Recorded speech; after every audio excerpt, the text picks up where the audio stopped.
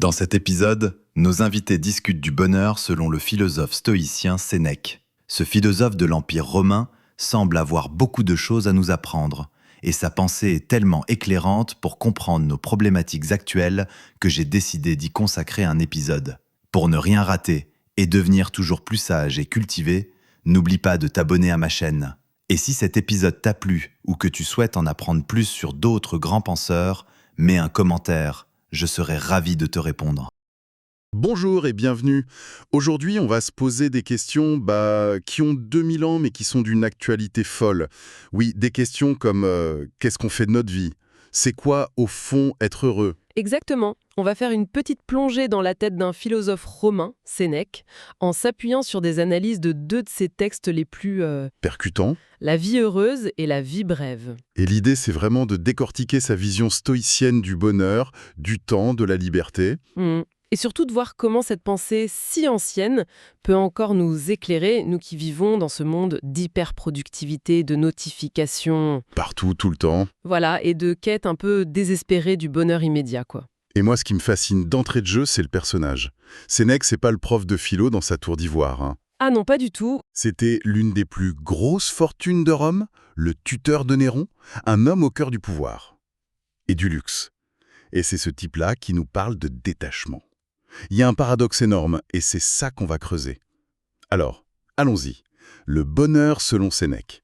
On s'attendrait à des conseils de développement personnel, genre 5 étapes pour être heureux, voilà. Mais pas du tout.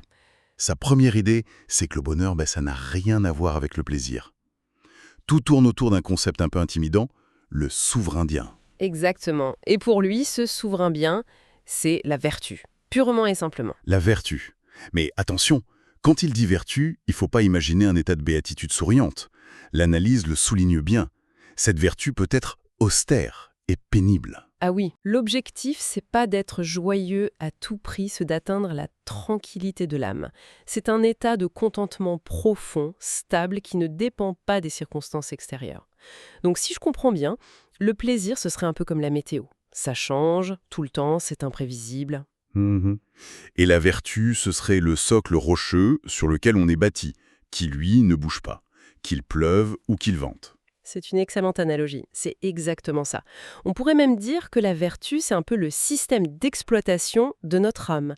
Si votre OS est stable, rationnel, alors les applications, les événements de la vie, bons ou mauvais, ne le feront pas planter. D'accord. Le plaisir, ce serait juste une notification sympa qui apparaît à l'écran, mais ça ne peut pas être le système lui-même, c'est trop fragile. Et là-dessus, il y a un passage dans les sources qui est génial.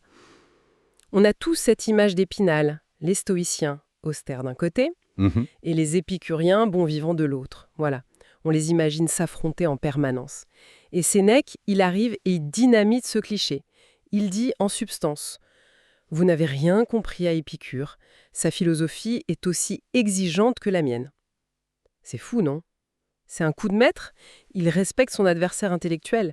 Et pour bien marquer la différence, pas entre stoïcisme et épicurisme, mais entre la vertu et le plaisir, il utilise dans son texte de Vita Beata des images d'une puissance folle. C'est-à-dire? C'est presque cinématographique. Il décrit la vertu comme élevée, noble, royale, invincible. Et il demande où est-ce qu'on la trouve au forum sur les remparts, couverte de poussière, les mains calleuses.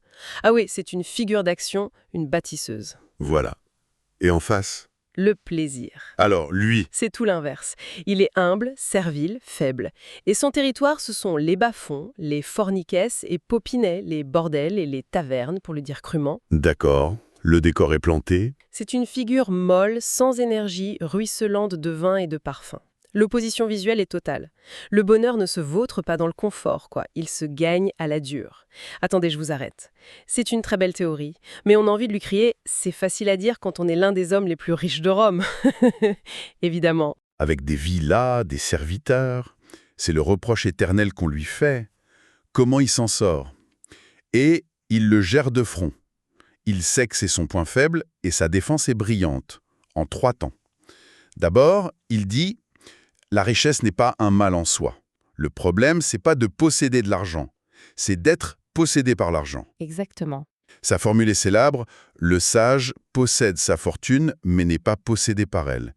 Il peut l'utiliser, mais il est prêt à la perdre demain sans que ça n'affecte sa tranquillité. C'est un argument qu'on entend encore aujourd'hui. L'argent n'est qu'un outil.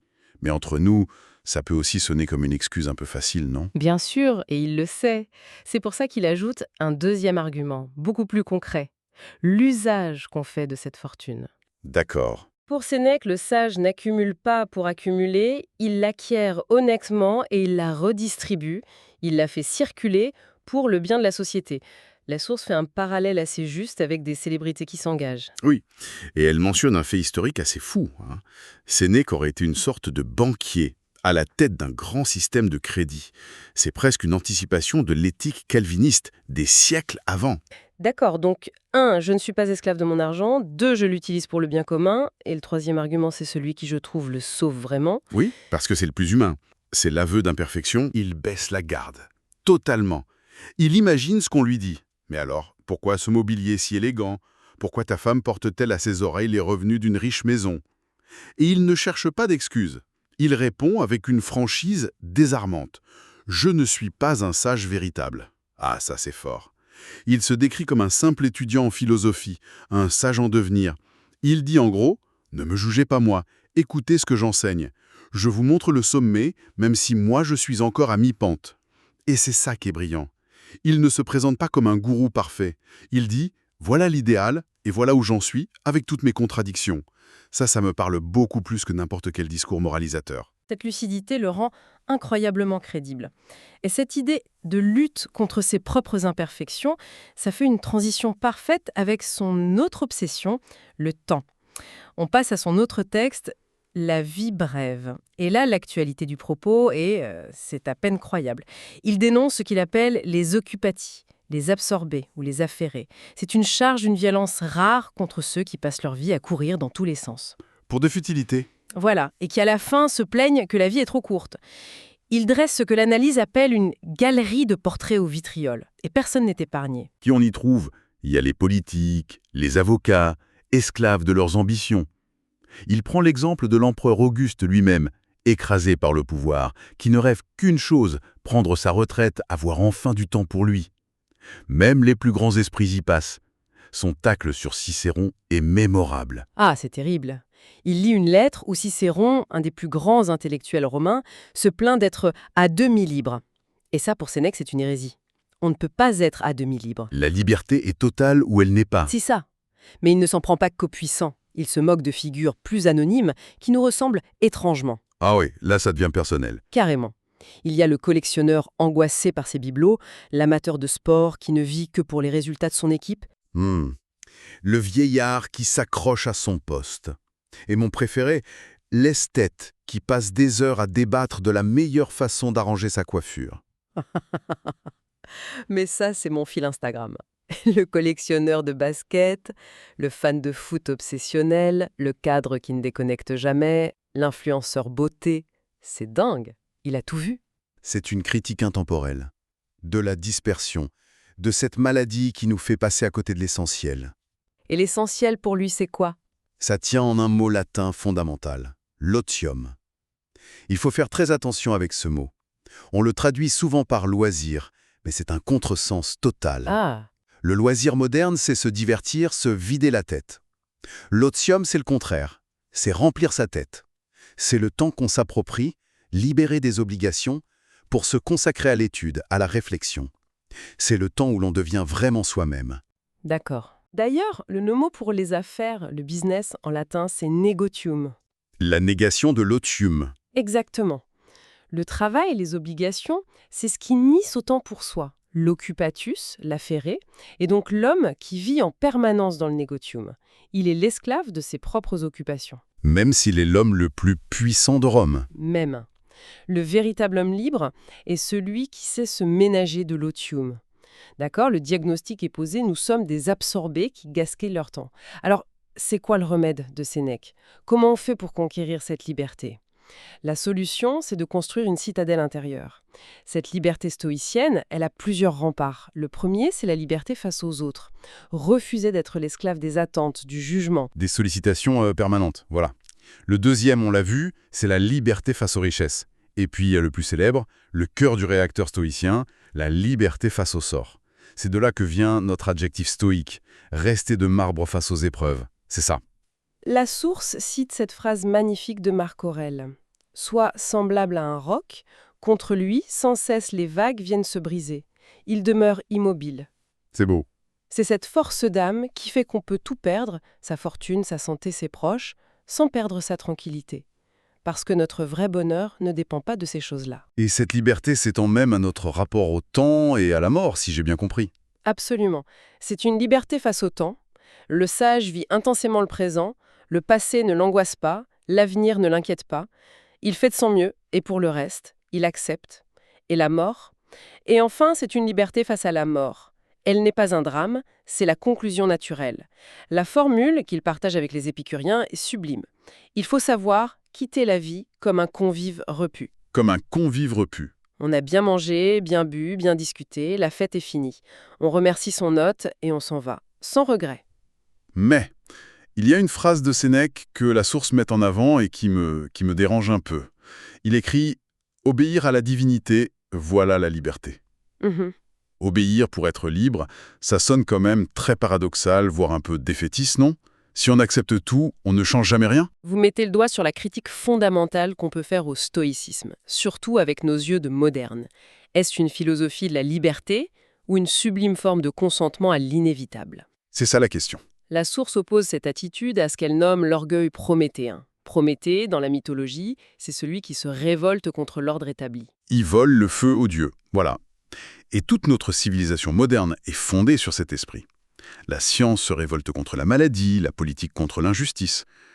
Pour un stoïcien, se révolter contre sa condition de mortel est absurde. Pour un moderne, refuser la souffrance évitable est le fondement de la dignité. Donc, pour récapituler avant de conclure, la recette du bonheur de Sénèque, si on peut l'appeler comme ça, c'est 1. Viser la vertu et la paix intérieure, pas le plaisir éphémère. C'est ça. 2. Arrêter de gaspiller notre temps, notre bien le plus précieux, dans une agitation stérile. Le fameux négocium. Et 3. Pour y arriver, construire une liberté intérieure totale en se détachant de tout ce qui ne dépend pas de nous. L'argent, la gloire, l'opinion des autres et même les coups du sort. C'est un excellent résumé, et ce qui est fascinant, c'est de voir comment cette pensée a été digérée et parfois édulcorée par la suite. Ah, La source mentionne la version très affadie du stoïcisme qu'on trouve chez un penseur français comme Alain au XXe siècle. Pour lui, le bonheur devient presque une question de volonté et de savoir-vivre. c'est-à-dire? Il faut décider d'être heureux, surmonter sa douleur en pensant à autre chose, et surtout ne pas embêter les autres avec ses problèmes. Afficher un visage content par politesse, quoi. Un stoïcisme de salon, en quelque sorte. Un stoïcisme très bourgeois, très socialisé, oui. Ce qui nous amène à la question finale. Cette injonction moderne au bonheur, cette idée qu'il faut être heureux, qu'on le doit à soi-même et aux autres, est-ce que ça ne nous conduit pas à ce que le philosophe Pascal Bruckner appelle une dictature du bonheur? C'est une excellente question. Les stoïciens, au moins, ils regardaient la souffrance et la mort droit dans les yeux. Nous, on cherche à tout prix à les cacher, à les nier, à les médicaliser. Alors la question reste ouverte. Cette être frénétique du bonheur nous rend-elle plus libres et plus vertueux, au sens de Sénèque, ou simplement plus doués pour maquiller notre propre et inévitable vulnérabilité?